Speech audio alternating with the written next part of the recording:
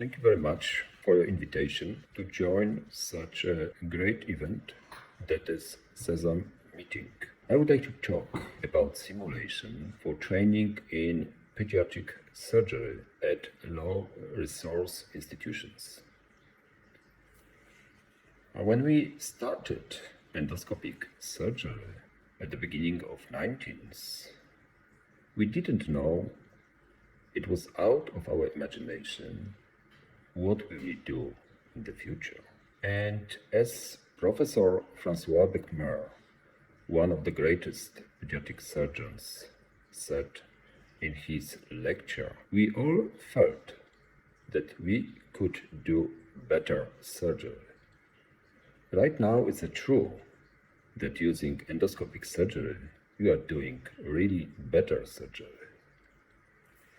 And pediatric surgery is a special, very special, because our subject is special. We operate children, sometimes as small as 100 grams, even less. So the tissue are very delicate, the space is very small, so our operation must be really very, very delicate. So we have to teach our residents how to do it, especially using modern techniques like endoscopic surgery. And it's really a challenge. And experience plays a very important role. There is a good example of one of the first description of first operation done with endoscopic approach in hypertrophic pyloric stenosis. It was done by very, very experienced surgeons. However, it was one of the first endoscopic procedures. So it took almost more than 2 or 3 hours. And finally, they converted because they didn't know whether it was done properly. Right now, this is the procedure that is done at my department by residents. And it usually takes not more than 15-20 minutes with a very, very good result. So the experience plays a really important role. And sometimes when you watch very experienced surgeon at work, all the procedure he is doing looks very easy. And it's easy unless you have to do it yourself. A very good example is riding a bike. Most of us can ride a bike without any problems. But if you meet a person who was never riding a bike, how to explain, how to teach such a person to ride a bike? Most of us can do it, but how to explain it? The same is with surgery. We really do fantastic operations, but these fantastic operations are fantastic in only special surgeons, and it's really very difficult to repeat it. There is scientific proof that for any field, whether this is a music, chess, software development, mastery requires just around 10,000 practice of dedicated application and hard work to achieve mastery. 10,000 hours, what does it mean? It is 10 hours a day, 5 days a week, 50 weeks a year, and altogether takes 4 years of practice, of very hard work. So development of genuine expertise requires really struggle, sacrifice, and honest, often painful self-assessment and hard work. There is a lot of surgical knowledge sources like handbooks, video library, web search, YouTube, MedTube, endoscopic courses with live surgery broadcasts, dry lab exercise with simulation, operations on animals, scholarship at teaching hospitals, inviting mentors for operations. And endoscopic surgery training is not easy. It's time consuming. It's very difficult and requires special skill set. So we organized, just to teach endoscopic surgeons, we organize special endoscopic courses. Some of pediatric surgeons construct special simulator devices, like Andriy Dvorakevich, one of the greatest pediatric surgeons in Ukraine, just to become a master, just to become a great surgeon. Some of us visits other centers to teach people to show live operations. However, it's just only showing. But is it enough? It seems that simulation offers a special training, and this is the best way for young surgeons to develop their skills, to get expertise and practice. And such simulation exercises don't cost too much, and they are very highly appreciated by students. There are a lot of very sophisticated models that were developed to make simulation more realistic. Very useful are 3D printers. Some models are really very practical and are very similar to real operation, like this one model developed by French pediatric surgeon Hossein Alal. At the Laparo, we developed special models to give young pediatric surgeons the possibility to be trained in basic pediatric surgery operation. Such an operation is pylorostenosis that requires a special incision in the hypertrophic pylorus. The main difficulty in this operation is to cut the muscle without destroying mucosa. The operation, when you have the experience, it's not difficult, but at the beginning, the main problem is to handle the pylorus, cut the muscle. At Laparo, we have developed a special model to train residents in pediatric surgery how to operate pyloric stenosis.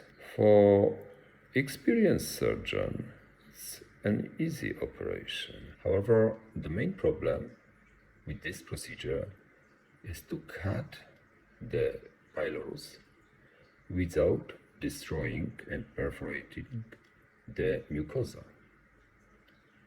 And this model teaches surgeon how to make the incision, how to handle the pylorus, and how to spread the tissue. Another example is thoracoscopic esophageal atresia repair. That is one of the most beautiful, however also the most difficult endoscopic procedure for the pediatric surgeon. The procedure is done in newborn period, so the patient is very small. The space that we operate is about 3 to 4 centimeters big. We have to dissect very delicate tissue. Then we have to make endoscopic anastomosis of 2 parts of atretic esophagus. The operation is a challenge. However, at the Laparo, we constructed a special model that contains all the most important for operation structures. It means 2 esophageal ends, fistula, tracheoesophageal fistula, trachea. All these structures are in the diameter of natural structure. The operation begins with the incision of the pleura. Then the surgeon has to dissect the fistula, open both esophageal ends, and then make anastomosis of two ends with single interrupted suture. The operation is very similar to the natural one, and the exercise gives the opportunity to the surgeon to learn all the steps of the natural procedure. The size of the structures is very similar to the newborn size, so it's really very realistic. Another model is pyeloplasty. It's very advanced procedure as it requires a very good experience in making sutures. And it is very technical operation with special steps that have to be repeated. The module features a renal pelvis, the ureter, the stenotic junction, and it is in the size of a 3 months old infant. The surgeon has to repeat all the crucial steps of the natural operation. The first step is a suspension of the ureter from a hanger. It is a plastic hanger. At the natural operation, usually the ureter is suspended to the abdominal wall. The next step is spatulation the ureter. It's a very difficult operation. It requires a good scissors, proper position of the instruments. The scissors has to be aligned with the ureter to get a proper incision of the ureter wall. The next step is the incision of the pelvis. It shouldn't be done completely, just only a part of it. In that way, both structures, it means ureter and pelvis, are kept together. The next step is creating the anastomosis between the ureter and the renal pelvis. It may be done with single interrupted sutures or with a continuous one. The surgeon can exercise both techniques just to get the experience. It's a very good exercise for making endoscopic notes. At the end of my lecture, I would like to dedicate the sentence from the poem of American poet Robert Frost. Two roads diverged in a wood, and I took the one less traveled by, and that has made all the difference. So taking less traveled roads is interesting, but it's also a challenge. And taking such a challenge, we must be aware that we operate a human being, living human being. Thank you very much for your attention.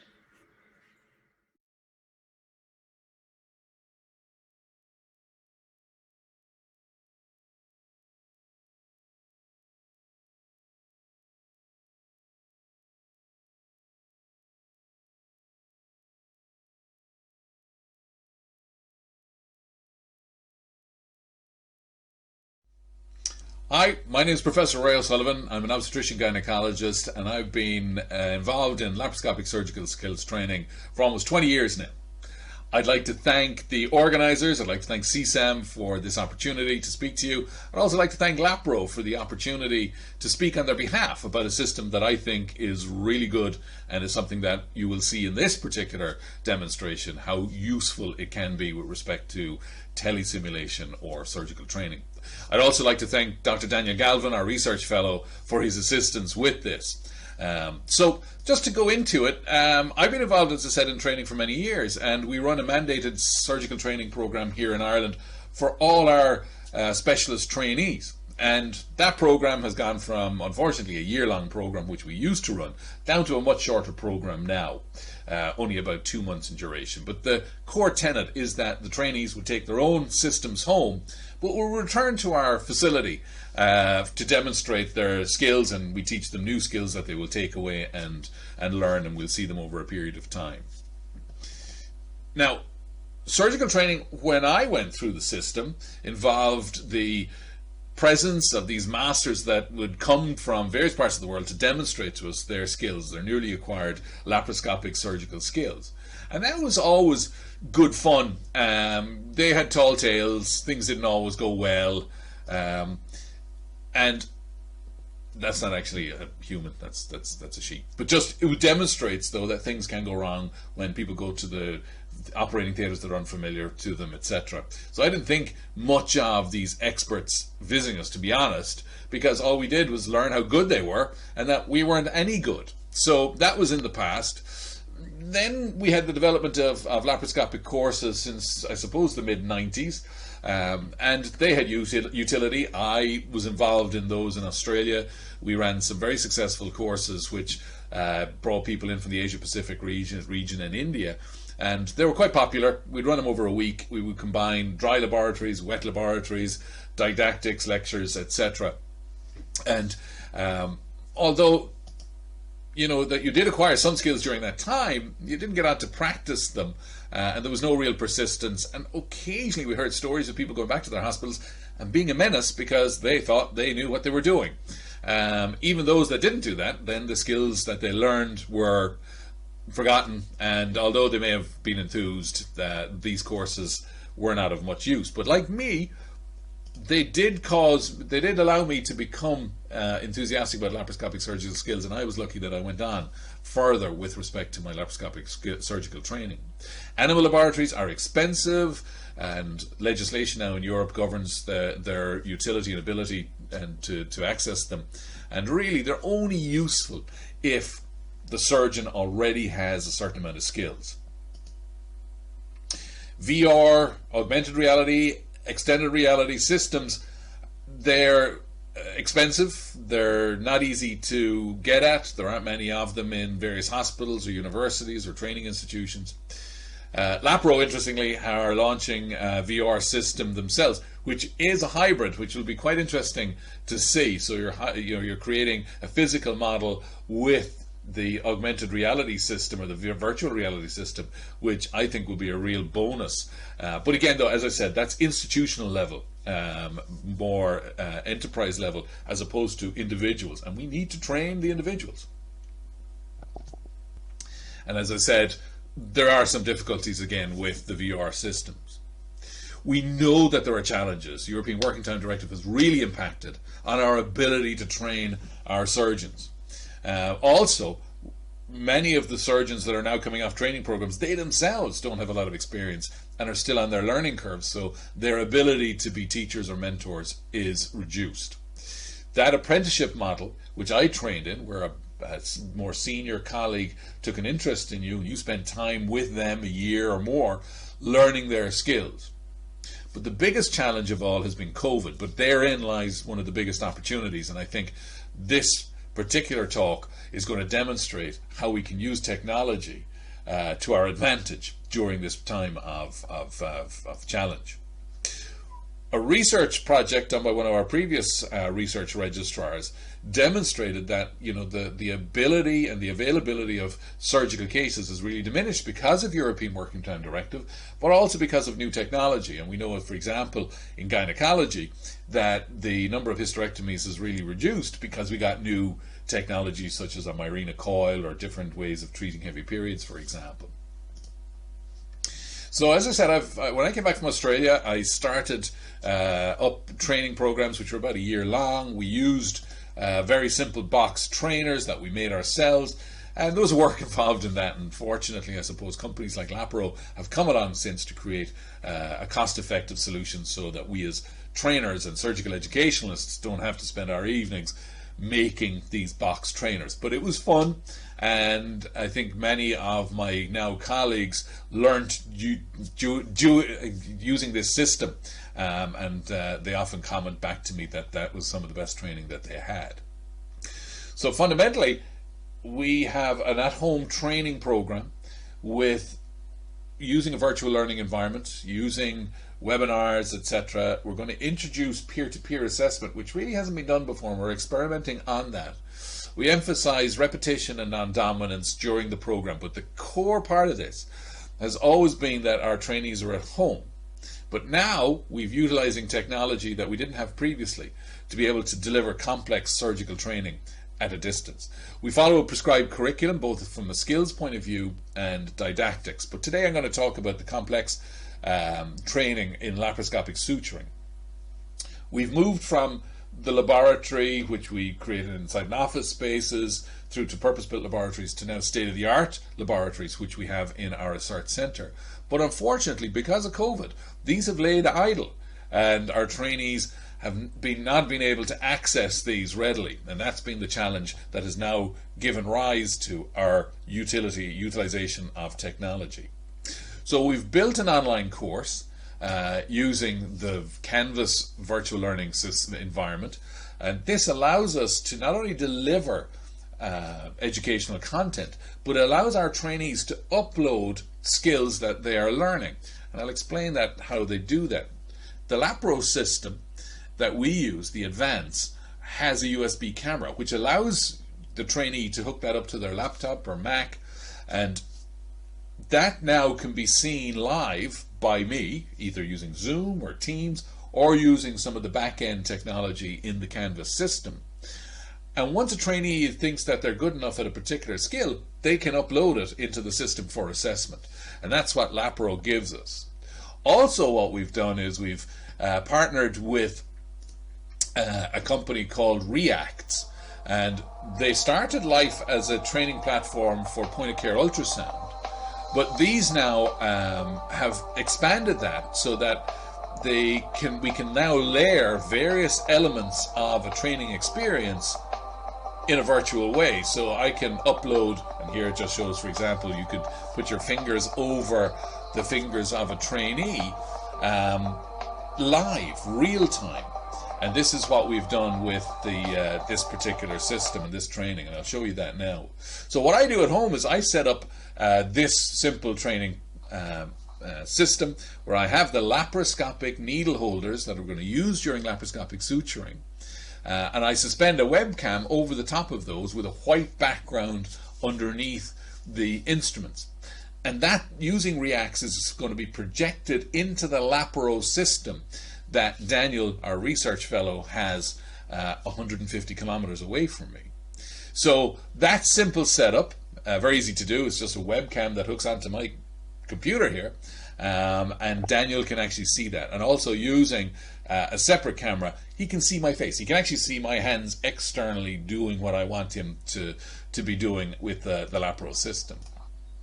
And again, just quickly going through what we've done, this is now us setting up that, because it needs a little bit of setup, and when I mean a little bit of setup, it's only a little bit of setup, just making sure that we drag and drop the various assets that we need. For example, the video externally of him, the internal video from the Laparo system, and then we overlay all of these together to be able to then see on one screen. Daniel can see my instruments, I can see Daniel's instruments, but they're all layered on top of each other so they can be all seen at the same time. And this is just using Chrome. Very, very simple, and a broadband connection.